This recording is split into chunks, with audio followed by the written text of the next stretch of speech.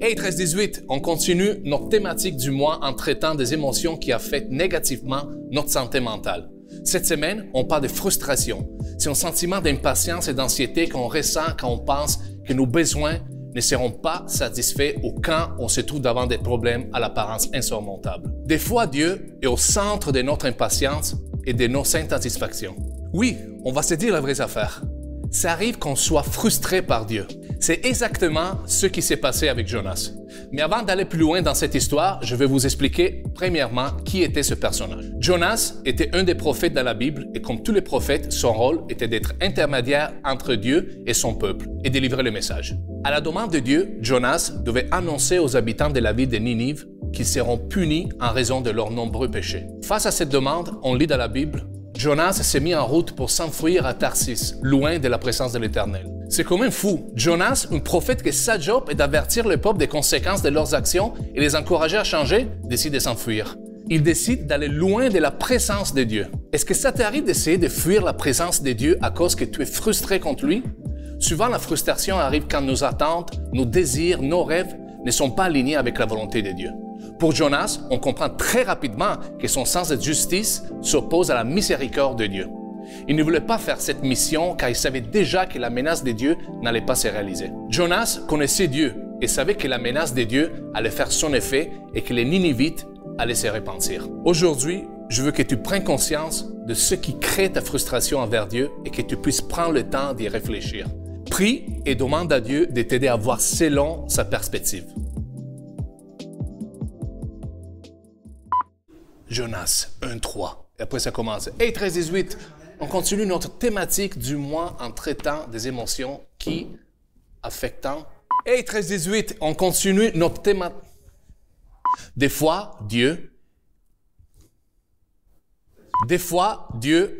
est au centre de notre impatience et nos insatisfactions. Oui.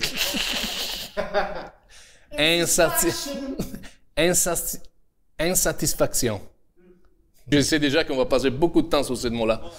Insatisfaction. Insatisfaction. Insatisfaction. Insatisfaction. OK. Des fois, Dieu est au centre de notre impatience et nos insatisfactions. OK, insatisfaction.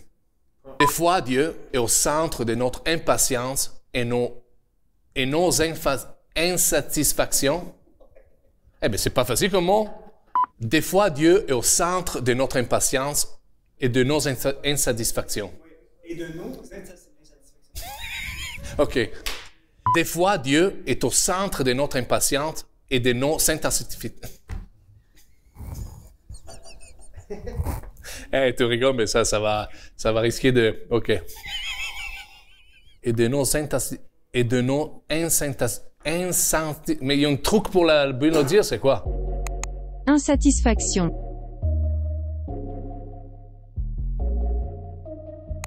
Insatisfaction.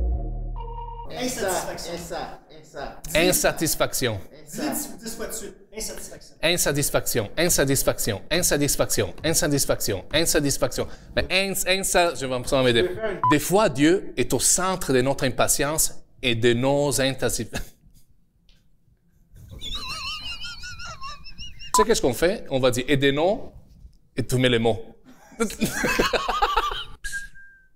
Insatisfaction. OK. Des fois, Dieu est au centre de notre impatience et de nos insatisfactions. C'était bien avant, je peux essayer ça. C'était excellent. Jonas connaissait Dieu et savait que la menace de Dieu allait faire son effet et que les Ninivites. OK.